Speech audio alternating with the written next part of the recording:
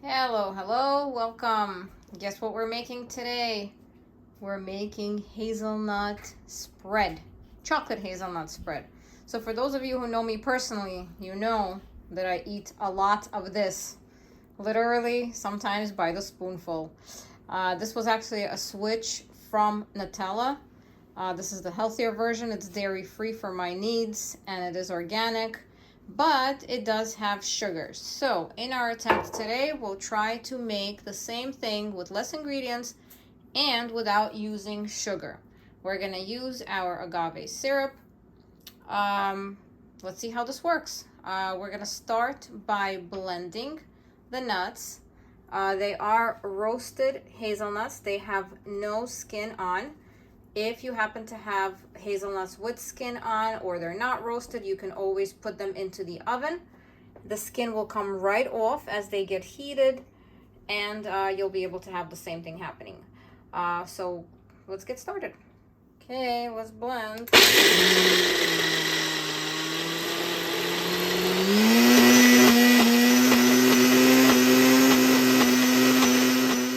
Blending has to go on for a while. If you see here, it's still crumbly, but if you see on the bottom over here, it's getting softer and more liquidy. The oils are getting released and it's becoming butter. Let's continue.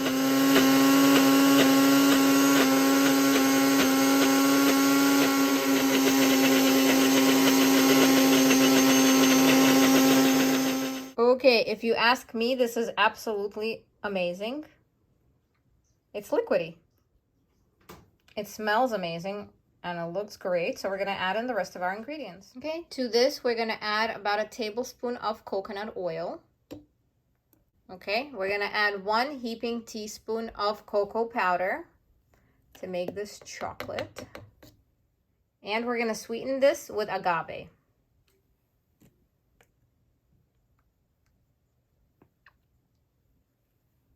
Blend to combine again.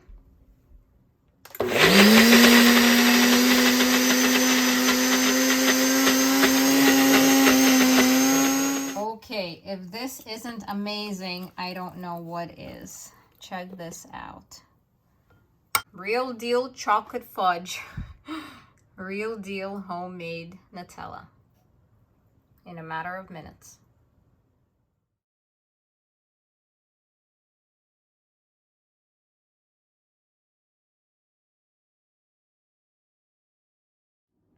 Good morning. This is not a cooking or a recipe video. I was just standing here peeling carrots for my morning juice, and I got an idea. I'm always inspired by nice presentations if I see some in either stores or restaurants. And as I was peeling these carrots, I noticed how sometimes they come huge, like thick in the bag, and these were so thin and very carrot-like. So I decided to cut up these carrots in a way to make them more presentable as a snack for the kids. Maybe arrange them in a fun way to make them more appealing. I'm a very strong believer that food has to be appealing primarily before you even taste it. So come join me. I'll show you how I make this arrangement. All right, so I grabbed my carrots, I peeled them, and I put them out nicely. Then I went into the fridge and looked for what else I have from the freshness and goodness of vegetables. And we had some cucumbers, and we had some tomatoes, and some celery, and some herbs. So we layer them out very nicely. Grab the prettiest platter you can find, arrange them in any way that looks great to you. I betcha that if this is all laid out nicely cut up and washed up, people will grab this and eat this and use this instead of something that may not be as healthy. And if this isn't good enough, you could always make a dip to go along with your veggies. You can either use hummus that we've made previously. Those are the pretty colors with the beet hummus and regular hummus. You can make carrot hummus, or you can make an avocado dip, and I'll show you that now. Okay, so for our avocado dip, we need an avocado, a cucumber, a lemon, a piece of garlic. Garlic is optional, only if you want to. Some salt and some grapeseed oil. What we do, take out the contents from the avocado. You don't even have to peel the cucumber. Get in some lemon juice, garlic, oil it, salt it, blend everything together, and we'll have our dip. Okay, avocado in, garlic in, cucumber in, some salt, some lemon squeezing,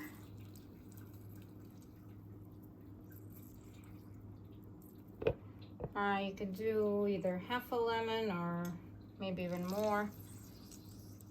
Squeeze some more. Okay, let's get some grapeseed oil. Okay, now let's blend.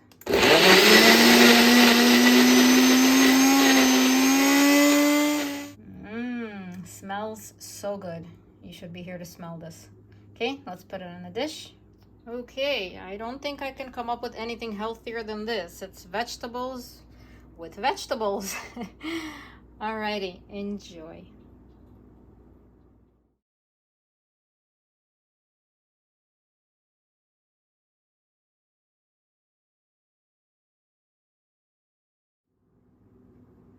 Okay, so the topic for this video is baby food, making it at home. And you may be thinking, hey, I don't have a baby, why should I watch this video? It's because baby food is not only good for babies. Well, you can call it pureed food. It's not only good for babies, it's also good in some cases for adults. Sometimes you're having the dental procedure and you can't eat those hard foods and chew them up well. Sometimes you have certain stomach issues that may make pureed food easier for you to digest. You know, they often tell you, chew your food well, don't eat very quickly. It's because digestion actually begins in the mouth. You start producing saliva, and that's where your digestive juices start flowing, and enzymes in the saliva break up the food. But even if you're not chewing, even if you're already getting the pureed food, it's still better for you because you're not putting that stress on the stomach to eat the chunks of food that you may be gulping down as you're swallowing and not taking the time to chew it. So stick with me. I'll show you how to make pureed foods. And if you have a baby, you'll be able to give it to them. And if not, or if your baby didn't finish eating the foods that you prepared, I'll show you what to do with them if you have leftovers. Stick around. Begin by washing and peeling your fruits and vegetables. Today we're going to be working with zucchini, carrots, pears, and apples. Okay, the next step is to cut up your fruits and vegetables and boil them up. I'm doing each one separately just for demo purposes. If you are going to be giving this to a baby, if you're introducing the food initially, you're not going to be mixing everything all together. You introduce one food at a time. You can make this fresh each time, or you can prepare for a few meals ahead as well.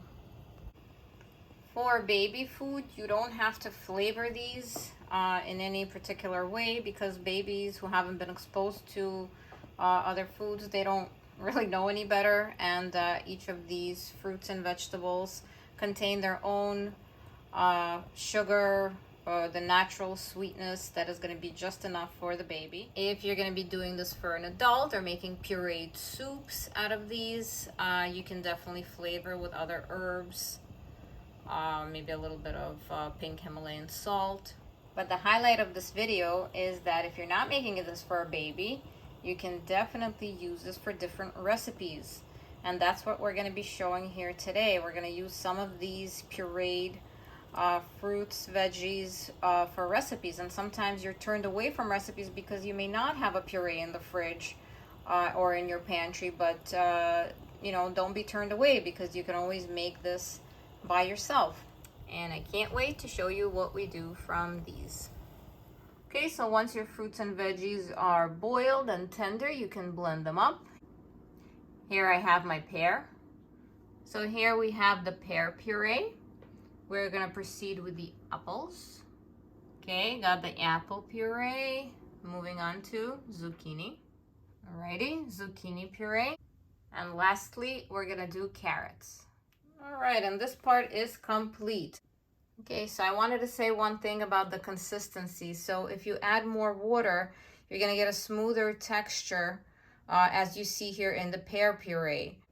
If you add less water, you can make it a little bit more chunky or less pureed, so to say, as you see it here with the carrots. So you can definitely vary the consistency.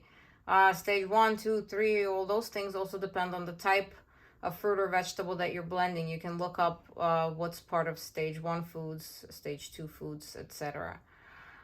So basically that's about it from the baby purees. And now, which brings us to part 2. So my babies are older than stage 1 and even stage 2 and 3 were eating regular foods. So we have to do something with these purees so they don't go to waste. The pear and the apple we'll probably leave off just for eating because they're just great as they are. The zucchini and carrot, I'm not so sure about, so we're gonna make something with them. Recipe to come when we return.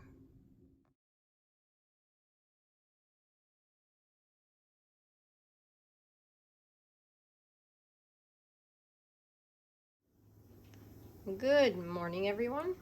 I know you've seen this setup before. We're not making sliced apples in the oven. We're not making apple casserole, and we're not making apple chips, but we are making another simple apple dish, which is homemade applesauce. This is going to be absolutely delicious. This is, again, all we need. Pardon me for my zested little lemon. I don't have any lemons left. I keep using lemon for everything. But watch how we proceed with this one. We begin by peeling the apple and cutting it up, putting it in a saucepan on the stove. Once your apples are tender, you can check it with a knife. You can just poke them. Yeah, if they're soft, you can turn up the heat and transfer the apples into the blender.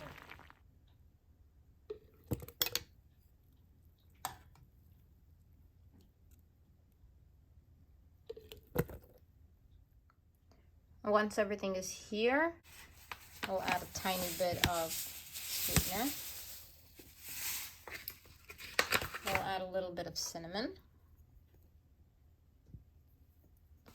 We'll add a little bit of lemon.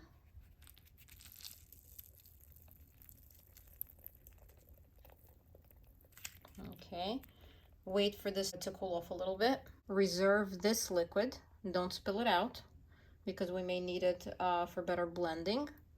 Or you could also make a little compote out of it. Add a tiny bit of sweetener. Dissolve it and just drink it. Why not? My apples had a chance to cool off. I'm gonna add a tiny bit of liquid. Yeah, that should be good. Let's blend.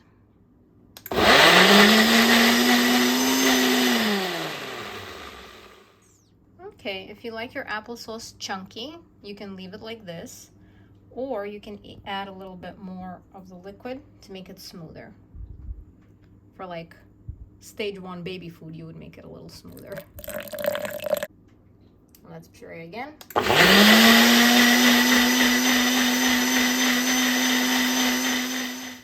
This is perfect.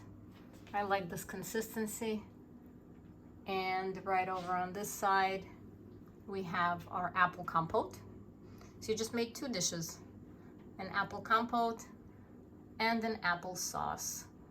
If you haven't seen the compote recipes videos, take a look. And more to come on how to make your homemade baby food. It's that easy. Enjoy.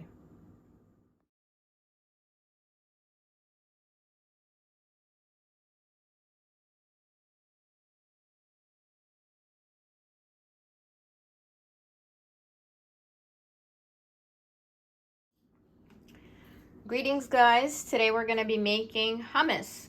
We're going to use some chickpeas, some tahini, some oil, salt, and lemon. An optional ingredient in this can be garlic if you like it that way. We're going to blend everything up, just using 1 cup here in our Ninja.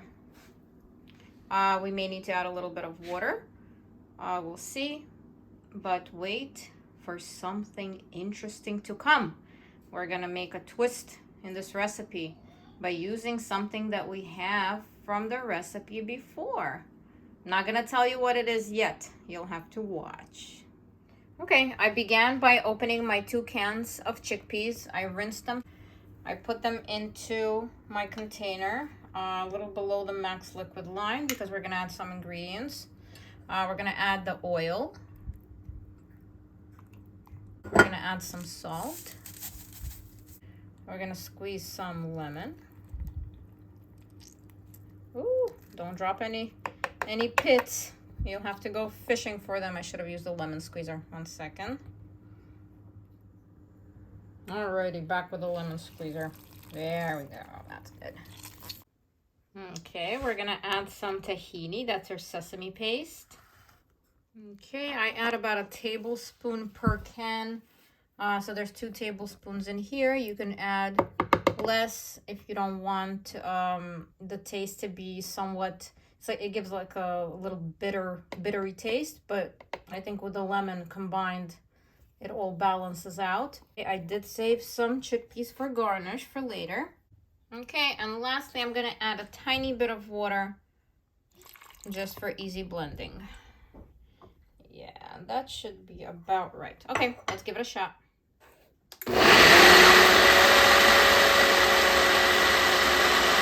Okay, this is how it came out. I like it a tiny bit more smooth. So I'm gonna add a tiny bit more water. Blend it once more. Okay, it is absolutely perfect in texture. Stay tuned. We're gonna add our secret ingredient. Okay, so this is the final presentation here, but we did have 2 cans of chickpeas, so this is approximately 1 can. I left half of it inside the Ninja cup, and I'm gonna take you somewhere here. Remember that lonely beet that was left from our beet salad recipe? We're gonna put that inside and make beet hummus. There we go. My half beet is in. Let's blend it, add a little bit of water, and see the magical color that comes of this. And this is how it looks. The color is amazing. I had a few pine nuts left. I sprinkled that on top. Here I had a few pecans. I sprinkled them on top. This is wonderful. Enjoy.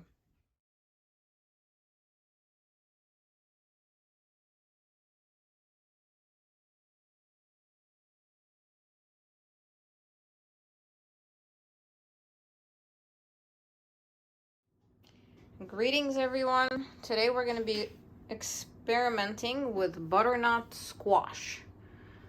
Should be just like pumpkin. We'll see. So we're going to try to make a soup. And again, I looked at a few recipes. Some people use different spices. I have sage here. Dill and chives will be for garnish. Ingredients included in here will be some shallots and ginger. And we'll be making part of it in our air fryer. Okay, let's get started. All right, so we have step 1 here. You wash the butternut squash, wash the shallot, slice it in half. You can take out the seeds from here just with a spoon. It comes out pretty easy. What you're gonna do is you're gonna place it directly into the air fryer or into the oven. There's different ways of doing this. Sometimes you just peel off the top here, but the thing is it's very difficult unless you have a very good knife. So I'm gonna do it whole, and then I'm gonna scoop out the insides once they're soft after they come out of the air fryer. And the reason of putting this thing in the air fryer is just to get some flavor. I'm gonna season it, salt, pepper, oil, and I'm gonna put that in. All right, there we go, we're in. So we're gonna spray it with some oil.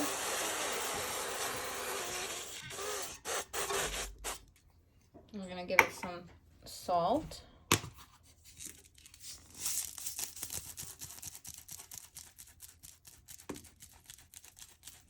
Okay.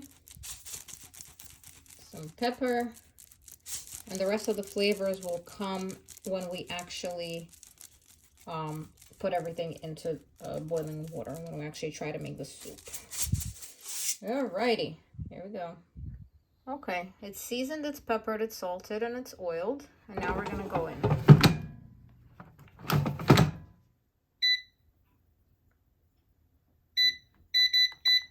Okay, let's put it for now for 30 minutes.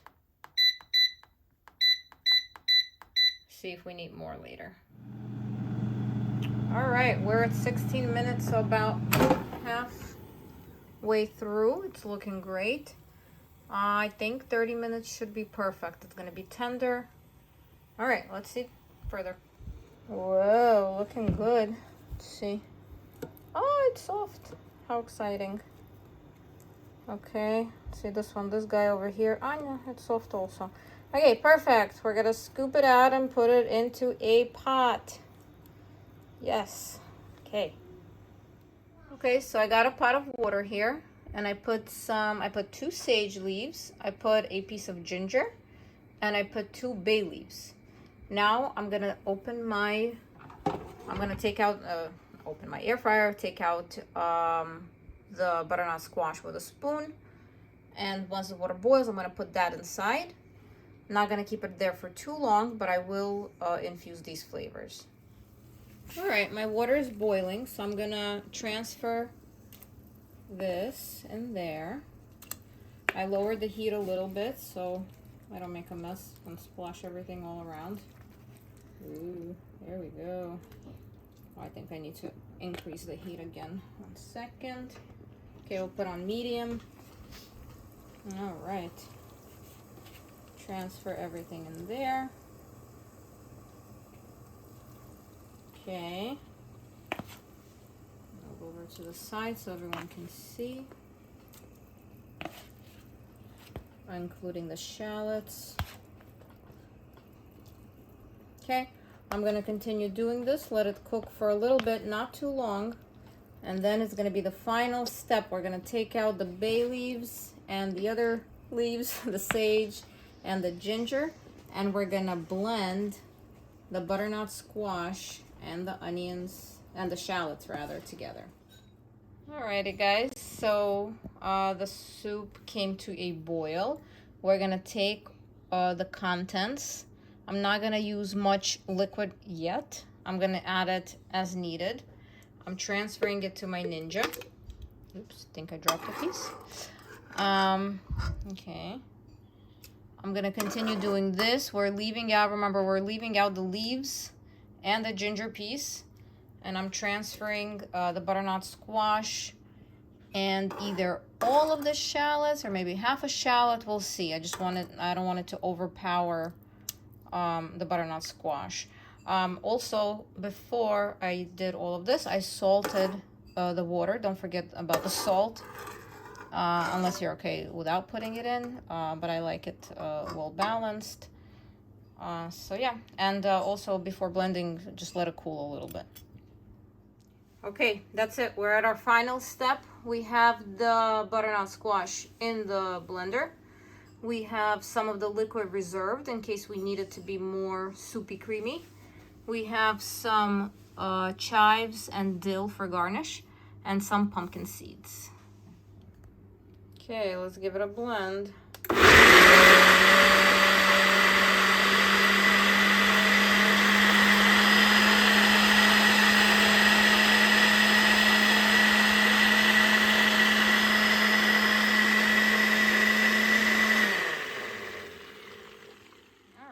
I think I even need the extra liquid. Let's pour it into a bowl and see how it looks.